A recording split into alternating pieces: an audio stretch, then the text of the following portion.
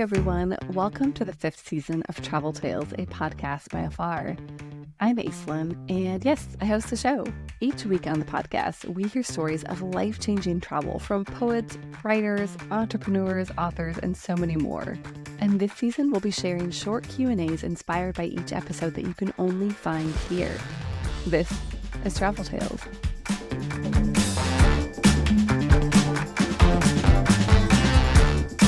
Nikki, welcome to Travel Tales. So lovely to have you. So happy to be here. Thanks.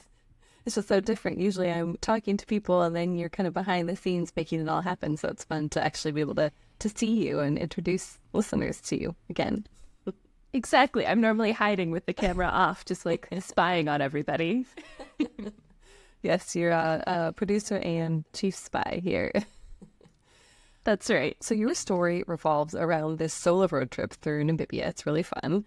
What was the country like? Because I've only ever seen the kind of like screensaver images, and it's so beautiful. Yeah, it is really beautiful. It's sort of arid, most of the places where I was, so you can like see a really long distance. And the part that I was so excited about was just that there's a lot of animals. Even when you're not in the parks, you might see things like warthogs or baboons or ostriches like hanging out, which is really cool. That is awesome. Just hanging out. Did you go to the falls too? I remember you did. Yeah, so I came into the country from Victoria Falls, so I saw the falls, got to do that. I did the whole like gorge swing thing, which is kind of like bungee jumping, which was really fun. And then took a bus from there down to Windhoek, which is the capital of Namibia. So nice long like overnight bus ride.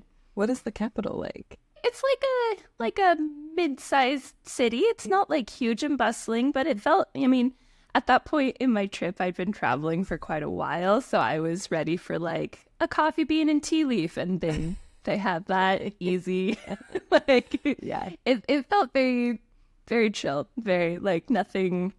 I didn't do like a ton of sightseeing, but they have like craft bazaars and some cool things to do as a tourist. And then it just felt like where, people are working and living their lives. Love it. Normal city.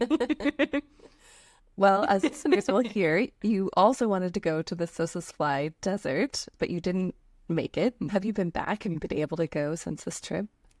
I haven't, but it's not off the bucket list yet. I really want to go. And this is a story that I tell a lot of my family and friends. So I would really love to go with my husband, Drew. Like, I think that would be a really fun follow-up. So, yeah. Like a moment.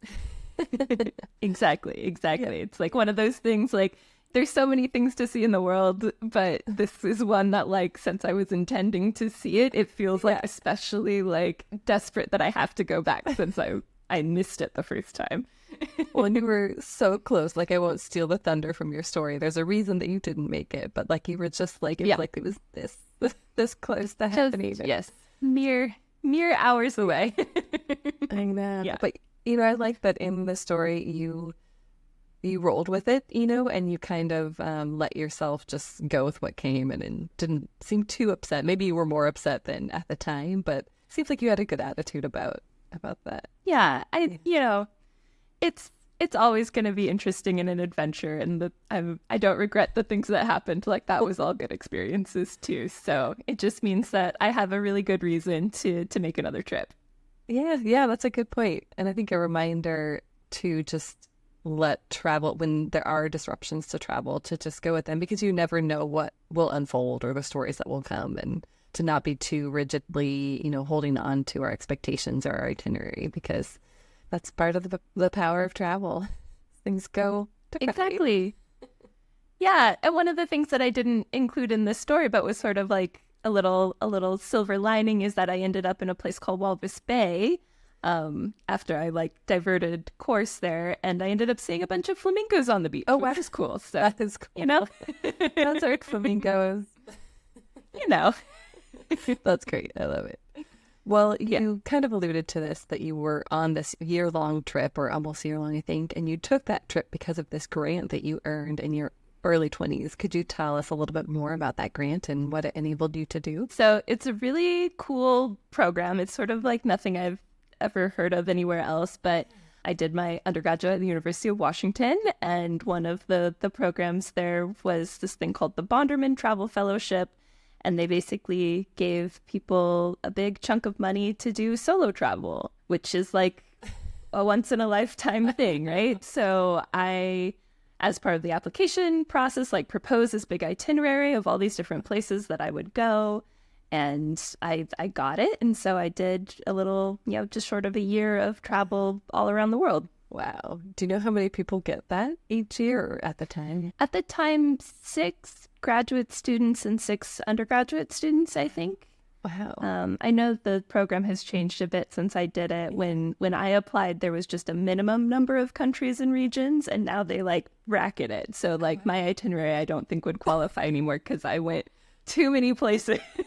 They're like, slow down. Okay. All right. What's the kind of intention behind this, do you think? The way that I understand it is that the person who's sort of initiated this, a man named David Bonderman, had a transformative solo travel experience as a young person himself and just thinks that it's good for people. And so the real restrictions on it are that you can't be like doing an organized tour group, you can't be working, you can't be traveling with anyone. Yeah. So I was only technically allowed to like see people I knew from back home for like a few days at a time. It's all like a little bit flexible. I ended up spending, I think, like 2 weeks with one of my roommates, but that was like the max. Like, no, you're supposed to be just like out immersing yourself in the world and seeing what happens, trying not to plan too much or make anything too organized to like lean on. That's so cool. I mean, what a neat idea. And at that formative time in your life. So how did that shape you? I mean, that's a long time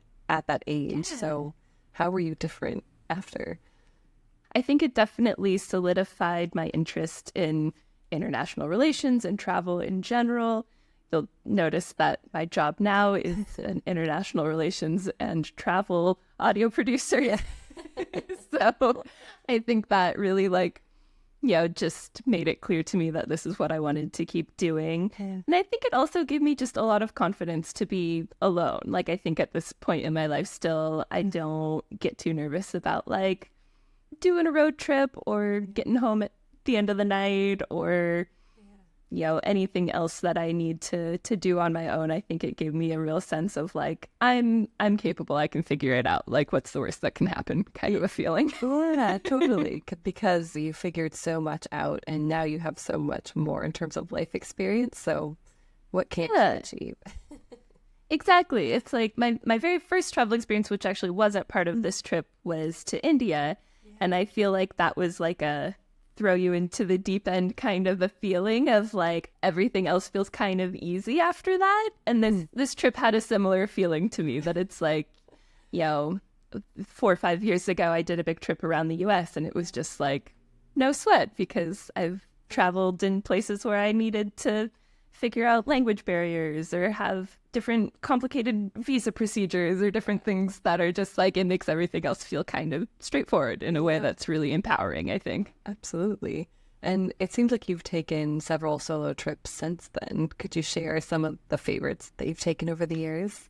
So one of the places I went on this trip, the one that we're talking about here, the Bonderman, was Tajikistan. And I got to go back as a graduate student. I was doing some research, and that was really fun to revisit a place I had been and interview people and have sort of an objective to be there instead of just kind of like wide-eyed and bushy-tailed looking around. And so that was really cool. And then most of my other stuff has been for work. Like, I traveled to do reporting and like field recording. Most of it's not totally solo at this point. Like, maybe I'll travel on my own and then end up meeting people in the location that's planned. And most recently I did just like a quick little road trip up to see a friend in San Francisco. So it was a nice drive from LA, just a few hours. And I was like, yeah, this feels good. Has your approach to travel changed over the years? I guess it has. I mean, I think there's nothing quite compares to having like a chunk of money and being told that like you can't come home. Like, that's just a very different, like, I've never encountered that before. So that mentality is definitely different. But yeah, I think I plan a little bit more now. I think I'm more excited. I feel like now that I have sort of a few different types of experiences under my belt, I know a little bit more what I like. And so I'll try to like set that up. Whereas I feel like before I was just sort of like floating, bouncing around. Oh, I guess we're sleeping in the car tonight. Cool. Great. I'm not so interested in doing that now. Not so much, although I did do van life for like half a year, so I can't say that I hated it. Yeah, that makes sense. And it also makes sense that, you know, you might winnow your interests over time. Like there's a sense of, I think when you're younger, it's like, I want to try everything and see everything. And as you get older, it's like, well, I know that I like these things. But I think that there's that balance between still staying open and trying new things, but also being like, you know, I know that I really just don't need to do X, Y, and Z. Totally. Yes. Yeah. I feel like I'm in a little bit of like my animal resurgence. Like this story is a lot about the wildlife that I was so excited to see. And I feel like I'm feeling that a lot recently. Like I just went to La Jolla and I was just like, I just want to look at the sea lions for like an hour. Can we just stay right here? Well, your trip also, it centers around wildlife, but also around you learning this new skill of driving a manual transmission on the road in real time. And it was kind of interesting to combine these things that are both maybe a little bit challenging, like a new place and a new skill. And I'm curious to know if you would recommend that to people, like what you got out of doing both of those things at the same time. Totally. I mean, this is the hardest question for me because in general, no, I would not recommend. Like, I don't remember if this is still in the story or not, but I have tried so many times to like combine sort of big life goals or like cool skills that I wanted to develop with travel. Like I have always wanted to do a cartwheel, and several times I have tried to say that like for some reason while I'm traveling is going to be the time that I'm going to learn to do that. And so far it has not worked out. Yeah. But for whatever reason, I think because it was so closely tied to the travel itself, like I needed the car to have the experience that I wanted to have. I really appreciated that goal, and it really made the whole trip feel like important and exciting, and I got that sense of pride that I had followed it through and actually like done it and hadn't let my like little social anxieties or nervousness about other things stop me from doing it. So yeah, I mean, to each their own. I wouldn't do it just to do it, but if it's something that you're really excited about, like, absolutely. Like, I have no regrets. I'm very happy that I did it. Well, from a narrative perspective, it really ups the stakes of this story because it's like, will she make it? Will you have to get out of the car in this national park where you're specifically told to not exit your car? Yeah, because will I get eaten by a lion? Yeah, exactly. I mean, clearly, we know that you did not. I survived. You might have a scar, who knows? But it does make for a great story. And I think you're right. It adds that heft and confidence. And, you know, it's part of that, like, year-long becoming yourself, an adult, merging into the world. It definitely did feel a bit like a coming-of-age thing, especially because it was so near to the end of this trip. I've been traveling for a long time and going through a lot of, I think, normal, like, questioning, am I doing it right? Am I doing enough? Like, it felt like such a precious thing to be offered, and I wanted to make the most of it. And so it was nice kind of towards the end to have something that really felt like a button at the end, just be like, yeah, I did it. I did something. I came home and learned how to drive a stick shift. Yeah. If nothing else, I can now drive more different cars. Well, we've talked a little bit over the last couple of years about, you know, women in solo travel and how often the world or maybe well-meaning friends and family get nervous sometimes if you tell them I'm traveling alone, especially to countries that might be in the headlines for different reasons that are a little more anxiety producing. So I'm curious to know what tips you would have for women who want to travel solo, who maybe haven't done it before or haven't gone to a place where everything is very different and unfamiliar to them. Yeah, I mean, I think there's a couple of things I would recommend. Yeah. One is just having some objective, like it doesn't have to be learning to drive a car, but like having a bit of a reason to be in the place that you are, I think can be kind of grounding and nice and give you the confidence to connect with people. Like I can be shy sometimes. So for me, having like, I need to get to this location or I'm just fixated on seeing this type of antelope or whatever it is, just be like, gives you a way to find common ground with the people you meet there. Because I think the thing that sometimes gets lost in the idea of solo travel is that like, you're not actually alone. Like very rarely in these types of experiences are there really no other people around you. Sure. And so it's kind of more, for me, it's generally been more of an exercise of how do I connect with people that I don't know very well. Yeah. So depending on the type of travel that you like, maybe doing like an afternoon organized tour where you could like meet someone and then go off and travel, or staying at a hostel, or, you know, calling up. In this case, I ended up meeting up with a friend from elementary school. Like she was like a year older than me from my hometown, and somehow just coincidentally was in Windhoek at the same time. And so, you know, those things that make it like you're not completely alone, I think, are nice. And then if you have that grounding when you are actually on your own, maybe driving a car or hiking or doing whatever else, you feel like a little more at home in the new place. Yeah, that's a really good tip, because I feel like it can be lonely to travel alone and not find it as easy to make connections with people, especially when there's a language barrier. And people everywhere have always been so nice to me. I know that I've been lucky in that way, but like I think that's the norm, and it makes me sad when people are afraid to go to new places, because the people there are gonna help you. Like, people are nice. People are helpful. Yeah, it sounds like there's some bit of be a little vulnerable too. Like, of course, be smart, but like open yourself up to where you are. Yeah, exactly. As much as you can, as much as you're comfortable. I don't want to tell anyone to go out and just plop themselves down in somewhere that they don't want to be or don't feel safe. But I think in general, for my own experience, I feel like people have been more nervous for me than I thought was necessary. Like, I've always felt pretty safe, and I know I have a lot of privileges that way as a solo traveler as well, that, you know, I think especially as a younger woman, people were really in the like, oh, let's protect her. Like, I got a lot of people taking me under their wing, and I know that doesn't happen for every traveler, but it might happen more often than you expect. Yeah, that's a really good point. It is interesting that people still feel like they want to caution women against that, and you're actually going to do an episode for Unpacked about this, and so we're excited to kind of dig into that a little more.